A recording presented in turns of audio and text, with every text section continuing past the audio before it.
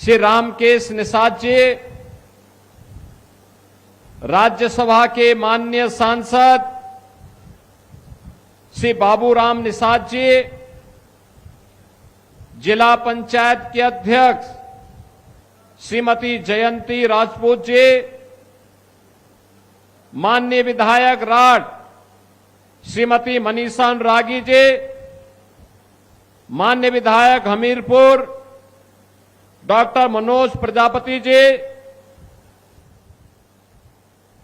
Bharatiya Janata party के प्रदेश उपाध्यक्ष जिला प्रभारी श्री देवेश कुमार कोरी जी, पूर्व सांसद श्री पुष्पेंद्र सिंह चंदेल जी, भारतीय जनता पार्टी की जिलाध्यक्ष श्रीमती शकुंतला निषाद जी, क्षेत्रीय महामंत्री संत विलास शिवहरे जी, ब्रिजकिशोर गुप्ता जी, आज के इस कार्यक्रम में उपस्थित भारतीय जनता पार्टी के सभी पदाधिकारीगण, भारी संख्या में हमीरपुर राठ विधानसभा क्षेत्र से जुड़े हुए मेरे सभी उपस्थित बहनों और भाइयों, आज मुझे हमीरपुर की इस पावन धरा पर, जिसे राजा हमीरदेव ने अपने शौर्य और पराक्रम के माध्यम से एक नई पहचान दी थी, जिसे देश की स्वाधीनता आंदोलन में पूज्य स्वामी ब्रह्मानंद जी ने एक पहचान दी थी, और जिस बुंदेलखंड के वीरों ने देश की आवश्यकता के लिए जब भी बलिदान देने की आवश्यकता पड़ी, ऐसी वीर भूमि हमीरपुर में मुझे आने का अवसर प्राप्त हुआ है।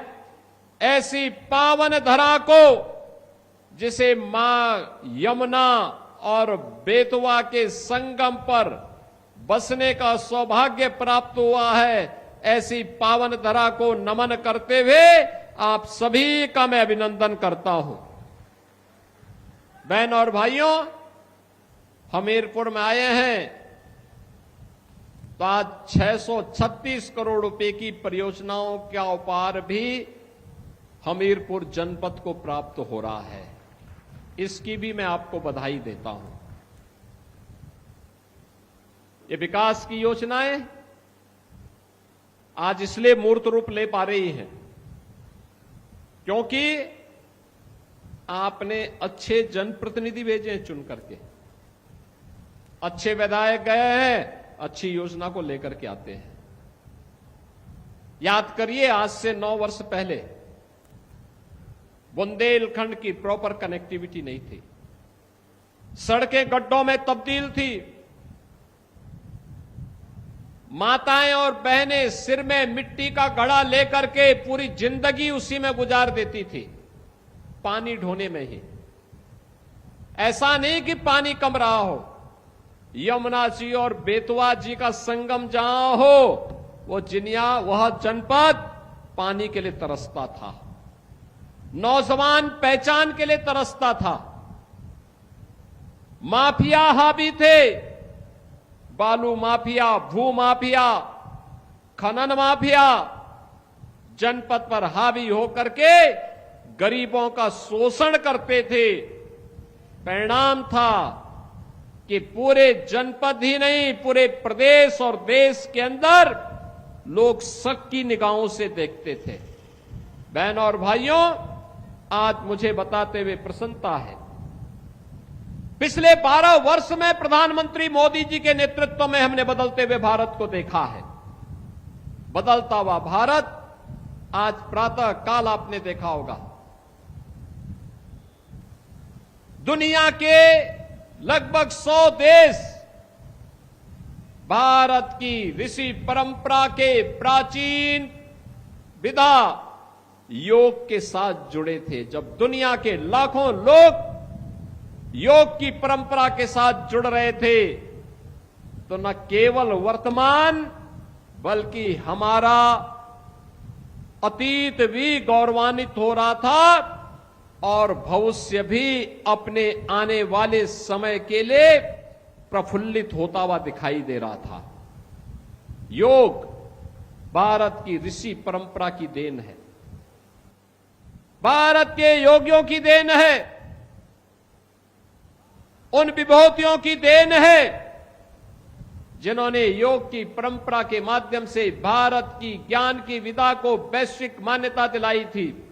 आधुनिक काल में प्रधानमंत्री मोदी जी ने योग की इस विधा को वैश्विक मान्यता दिलाई और आज हमने 12वें योग महोत्सव के साथ जुड़ करके अंतर्राष्ट्रीय स्तर पर एक बार फिर से भारत की पहचान को दुनिया के सामने प्रस्तुत किया है।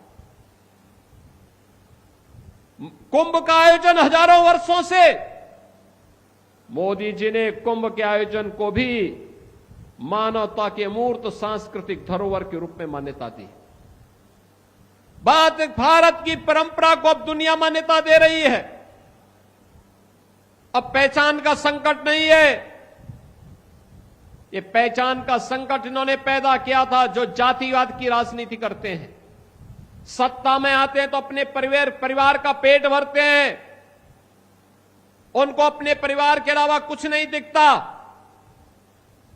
लेकिन मोदी जी के लिए तो 140 करोड़ का भारत ही परिवार है और हमारे लिए 25 करोड़ का उत्तर प्रदेश ही परिवार है। इसलिए उन 25 करोड़ जनता जनार्दन के हित के लिए कार्य करना, उनके लिए योजनाएं बनाना, उसको प्रभावी ढंग से लागू करना, जब इस उद्देश्य के साथ कार्य होता है तो परिणाम आने में भी देर नहीं लगती।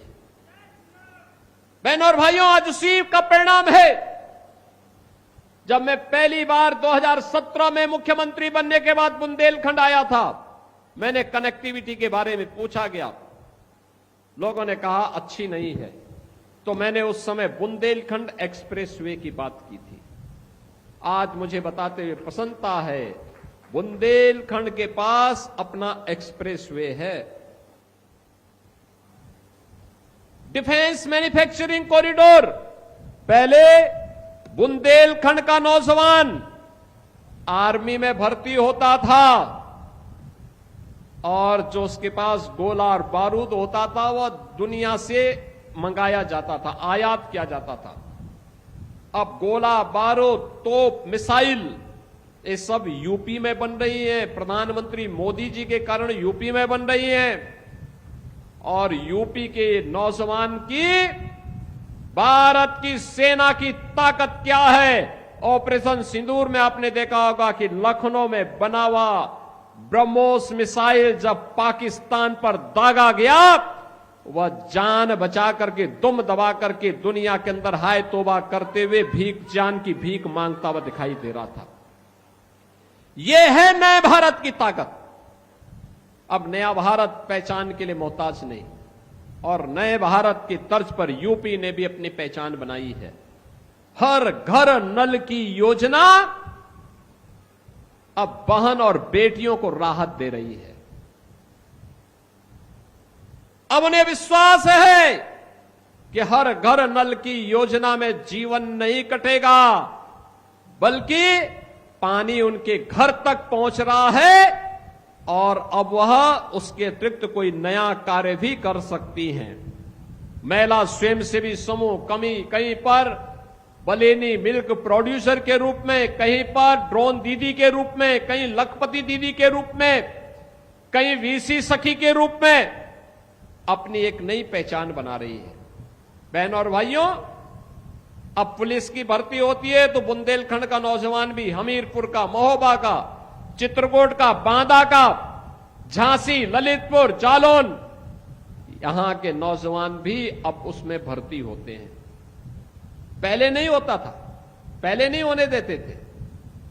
कोई योजना बनती थी और सफाई को ध्यान में रख के बनती थी। हमीरपुर को नहीं, महोबा को नहीं, बांदा और चित्रकूट को नहीं।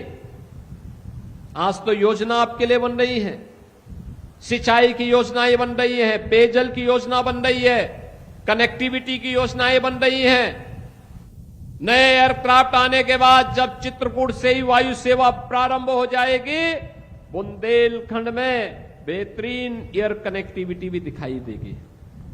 नई ट्रेन की सुविधाएं नए भारत में, वंदे भारत के रूप में, अमृत भारत के रूप में, नमो भारत के रूप में देखने को मिल रही है। और बहनों और भाइयों, राट के लिए हम ही लोगों ने बस स्टैंड स्वीकृत किया था। तेजी के साथ उस कार्य को आगे बढ़ाने के लिए मैं परिवहन विभाग से कहूंगा कि तेजी के साथ उसका निर्माण करो। मैंने तो यहां पे पूज्य स्वामी ब्रह्मानंद जी की स्मृति में मैंने महाविद्यालय प्रबंध समिति से कहा था कि भाई देखो, हमें जो प्रस्ताव दे देगा मैं वहां विश्वविद्यालय बना दूंगा। देखो, शाहजहांपुर ने अपना विश्वविद्यालय का प्रस्ताव दिया, मैंने शाहजहांपुर में स्वामी सुखदेवानंद राज्य विश्वविद्यालय का निर्माण कर दिया। इस सत्र में वहां प्रवेश प्रारंभ हो गए हैं। भदोई ने प्रस्ताव दिया भवन और पूरी प्रॉपर्टी के साथ। इस सत्र में भदोई में काशी नरेश विश्वविद्यालय का शुभारंभ हो गया। लेकिन गलती यहां पे हमारी नहीं है, अभी तक मेरे पास स्वामी ब्रह्मानंद महाविद्यालय प्रबंध समिति का प्रस्ताव नहीं आया है। विश्वविद्यालय बड़ा होना चाहिए, विराट सोच के साथ, जिसमें अन्य जनपदों के महाविद्यालय भी संबद्धता ले सके, हजारों नौजवानों को हम आधुनिक शिक्षा दे सके, तकनीकी शिक्षा दे सके और भविष्य के ध्यान में रखने के लिए, ध्यान में रखते हुए हम फ्यूचरिस्टिक टेक्नोलॉजी को ला करके यहां के नौजवानों के माध्यम से डिफेंस मैन्युफैक्चरिंग कॉरिडोर के लिए, यहां के नौजवानों के लिए उनकी स्किलिंग के बड़े सेंटर को आगे बढ़ा सके। बहनों और भाइयों, मैं तो आज भी कहता हूं, प्रस्ताव जो भी देगा हम आप विश्वविद्यालय बना देंगे, कोई समस्या नहीं। राज्य सरकार सहयोग करने को तैयार है। लेकिन याद रखना, विश्वविद्यालय एक विराट सोच का प्रतीक होता है। उस विराट सोच के अनुसार प्रस्ताव देंगे, तत्काल कार्रवाई होगी, उसके एक्ट बनाने पड़ते हैं, प्रक्रिया में समय लगता है। और जितना समयबद्ध तरीके से आप आगे बढ़ाएंगे, हम उन चीजों को उतनी तेजी के साथ जमीनी धरातल पर उतारने का काम भी कर देंगे। हां, मेरा मानना है हमीरपुर में मेडिकल कॉलेज का भी निर्माण होना चाहिए। हमीरपुर के नौजवानों को भी मेडिकल की पढ़ाई करने का अधिकार होना चाहिए। हम लोगों ने इसके लिए कहा है, यहां पर तेजी के साथ उसके विकास के कार्यक्रम को आगे बढ़ाने की आवश्यकता है।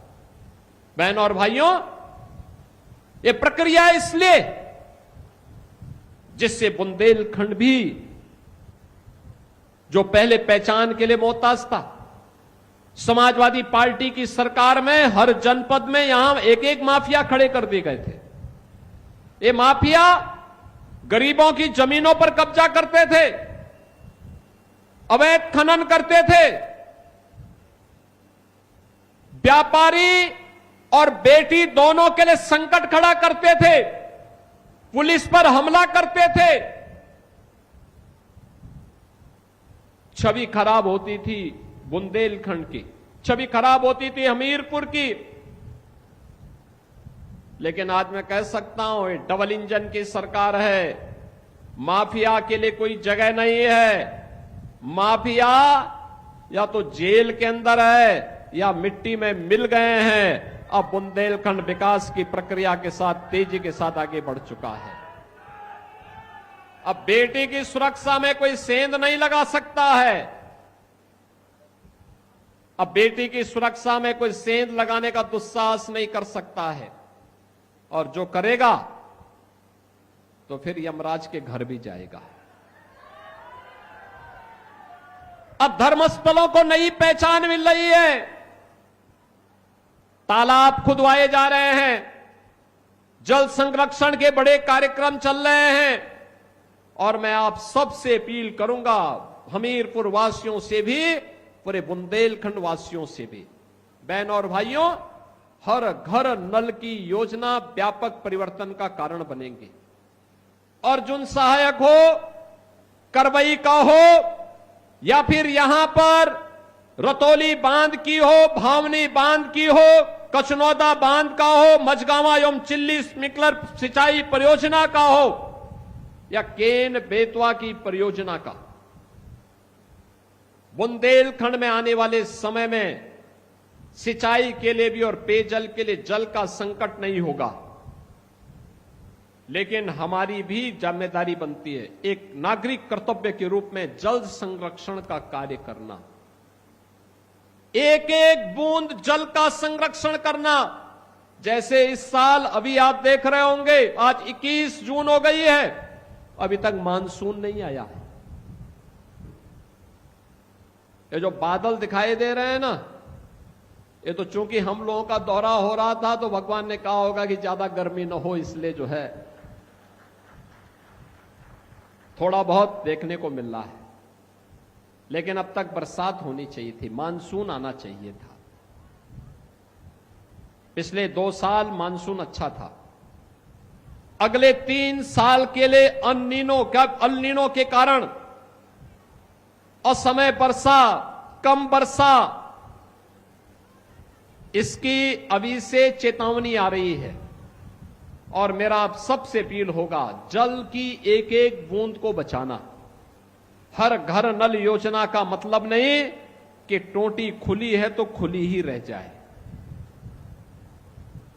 हमारा दायित्व हम उसको बंद करें, चोरी न करने दें, पेयजल का संकट न हो। जितने जल की आवश्यकता हो उतना ही हम उसमें लें, अनावश्यक रूप से खर्च नहीं करना चाहिए। यह हमारी आवश्यकता है।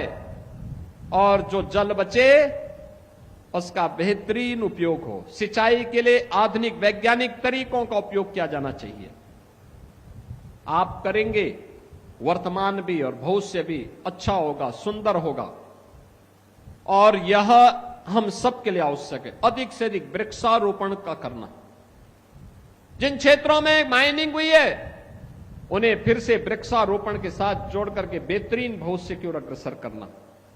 अधिक से अधिक वृक्षारोपण के कार्यक्रम के साथ जुड़ना। एक जन अभियान बनना चाहिए। यह जन अभियान बुंदेलखंड को एक नई पहचान दिला देगा। बहनों और भाइयों, उस अभियान के साथ जोड़ने के लिए पिछली सरकारों ने आपका जो शोषण किया था, पहचान का संकट खड़ा किया था, आज डबल इंजन सरकार में मोदी जी के नेतृत्व में हम सब उससे उबर चुके हैं। अब बुंदेलखंड देश की आवश्यकताओं की पूर्ति कर रहा है। याद करिए, भारत के सबसे बड़े औद्योगिक सिटी के रूप में बीडा का निर्माण भी हम इसी बुंदेलखंड में कर रहे हैं। बुंदेलखंड के झांसी के पास यहां पर अभी से प्रस्ताव आने प्रारंभ हो गए हैं। बुंदेलखंड के नौजवानों को नौकरी के लिए कहीं प्लान नहीं करना पड़ेगा। और यद्यपि पिछले 9 वर्ष के अंदर तमाम कंपनियां यहां पर आई, हिंदुस्तान यूनिलीवर आया, जेके सीमेंट, रिमझिम इस्पात, एनटीपीसी सोलर प्लांट, गेल इंडिया का फ्लोटिंग सोलर जैसे तमाम परियोजनाएं ये हमीरपुर के लिए और बुंदेलखंड के लिए स्वीकृत हुई है। नए उद्योग आए हैं। उन औद्योगिक संभावनाओं को और मजबूती के साथ आगे बढ़ाने के लिए हम सबको मिलकर के कार्य करना है। और आज इसीलिए मैं आप सबके पास आया हूं आपसे कहने के लिए, हम सब मिलकर के इस अभियान का हिस्सा बने। स्वच्छता को ध्यान में रखें। हर घर नल योजना से एक एक बूंद जल को बचाना भी है। बरसात के एक एक बूंद जल को बचाना भी है। खेती बाड़ी के लिए हमारे पास भले ही जल हो, लेकिन हम आधुनिक वैज्ञानिक तरीके से कम सिंचाई में बेहतरीन उत्पादन के वैज्ञानिक गुण को अपने खेती में अपनाने का काम करेंगे तो अच्छी खेती होगी। कम उत्पादन, कम लागत में अच्छा उत्पादन करने का कार्य हम उसके माध्यम से करेंगे। और जब भी हम करेंगे उसका परिणाम आएगा। बहनों और भाइयों, आज मुझे बताते हुए प्रसन्नता है कि अब हमारा उत्तर प्रदेश पहचान के लिए मोहताज नहीं। अब मोहताज वे हैं जिन्होंने उत्तर प्रदेश को बीमारू बनाया था, जिन्होंने उत्तर प्रदेश के सामने पहचान का संकट खड़ा किया था। आज पहचान का संकट उन सब के सामने खड़ा हो गया है। अब जनता उनको दुत्कारती है, भगाती है। अब जनता उनको कोई मोल नहीं देना चाहती है। और इसीलिए मैं आप सबसे कहने के लिए आया हूं, आपने एक वोट दिया हमीरपुर और राठ कमल के चुनाव चिन्ह पर, आपने भारतीय जनता पार्टी को विजयी बनाया। बदले में विकास मिल रहा है, सुरक्षा मिल रही है, एक्सप्रेसवे मिल रहे हैं, हर घर नल की योजना मिल रही है, लखपति दीदी, ड्रोन दीदी और मिल्क प्रोड्यूसर के रूप में नए नए अभिनव प्रयास हो रहे हैं, नवाचार हो रहे हैं। हिंदुस्तान यूनिलीवर आ रहा है, जेके सीमेंट आ रहा है, और अब तो यहां पे गेल इंडिया का यहां पे फ्लोटिंग सोलर का प्लांट लग रहा है। नए नए विकास की योजनाएं आ रही हैं। इन सभी विकास की योजनाओं को जोड़ने की आवश्यकता है, इस पहचान के साथ अपने को जोड़ने की आवश्यकता है। वैसे ही जैसे आपके एक वोट ने तकदीर बदल दी उत्तर प्रदेश की। कुंभ कैसे होता है? कुंभ का भव्य आयोजन, करोड़ों लोग देश और दुनिया का आया। अयोध्या में राम मंदिर का निर्माण हो गया, जिस राम मंदिर के लिए कांग्रेस कहती थी कि राम हुए ही नहीं, कृष्ण हुए ही नहीं, जो समाजवादी पार्टी जय श्री राम बोलने पर लाठी और गोली चलाती थी, श्री कृष्ण जन्मोत्सव के आयोजन पर रोक लगाती थी, कावड़ यात्रियों पर रोक, कावड़ यात्रा पर रोक लगाती थी, लेकिन मुहर्रम और ईद के आयोजनों को सरेआम सड़कों पर उदंडता करने के लिए प्रोत्साहित करती थी। आज आप देख रहे होंगे अयोध्या में भगवान राम का भव्य मंदिर का निर्माण हो गया है, लाखों श्रद्धालु प्रतिदिन आ रहे हैं। काशी में काशी विश्वनाथ धाम का भव्य परिसर बन गया है, मां विंध्यवासिनी का धाम आप देखिए। और हर विधायक जिस भी आस्था के केंद्र को प्रस्ताव देता है, उसका पर्यटन में सुंदरीकरण की योजना हमारी सरकार बना करके उसको लागू करती है। अब पैसा आस्था के केंद्रों को जा रहा है, अब जनता जनार्दन के द्वारा दिया गया पैसा कब्रिस्तान की बाउंड्री वाल पे खर्च नहीं होता है। यही अंतर है। पहले आपका पैसा कहां दुरुपयोग होता था, और आज आपके द्वारा दिया गया पैसा कैसे आस्था को सम्मान देता है, विकास और इंफ्रास्ट्रक्चर की बड़ी बड़ी योजनाओं को लेके आता है, आज इसका उदाहरण बना है। और इसलिए बहनों और भाइयों, ये संभव हो पाया है मोदी जी का नेतृत्व और मार्गदर्शन और आपका निर्णय। एक वोट आपने दिया, तकदीर बदल दी बुंदेलखंड की। और यह याद रखना, जिन लोगों ने पहचान का संकट खड़ा किया था, जो इन माफियाओं के सरपरस्त थे, इन लोगों को दोबारा पटकने नहीं देना है, दोबारा आने नहीं देना है। इन लोगों के सामने अब स्वयं की इनकी पहचान के लिए मोहताज करवाना है। इसके लिए मैं आप सबसे कहूंगा, हमें जाति के नाम पर, क्षेत्र के नाम पर, भाषा के नाम पर विभाजन नहीं होना है। विकास के लिए, विरासत के लिए, आस्था और अर्थव्यवस्था के लिए एक स्वस्थ प्रतिस्पर्धा को आगे बढ़ाना है। और स्वस्थ प्रतिस्पर्धा के लिए शिक्षा के क्षेत्र में भी, स्वास्थ्य के क्षेत्र में भी, सिंचाई और रोजगार के क्षेत्र में भी हम नई नई योजनाओं को लेकर के आपके बीच आ रहे हैं। और इन योजनाओं का लाभ एक लंबे समय तक आने वाली पीढ़ी को प्राप्त हो, इस विश्वास के साथ मैं बुंदेलखंड के इन दौरों के दौरान मुझे आज हमीरपुर में भी आने का अवसर प्राप्त हुआ है। आज के इस अवसर पर एक बार फिर से मैं यहां के अपने दोनों विधायकों को, श्रीमती मनीषा अनुरागी जी को, श्री मनोज प्रजापति जी को, यहां के अपने सभी पदाधिकारियों को, सभी अन्य जनप्रतिनिधियों को हृदय से विकास की योजनाओं में रुचि लेने और आप सबको इन्हें आशीर्वाद प्रदान करने के लिए हृदय से धन्यवाद देते हुए अपनी बधाई देता हूं। 636 करोड़ रुपए की परियोजनाओं के लिए आपके हमीरपुर का अभिनंदन करता हूं, हमीरपुर जनपद वासियों का अभिनंदन करता हूं। अपनी वाणी को देता हूं विराम।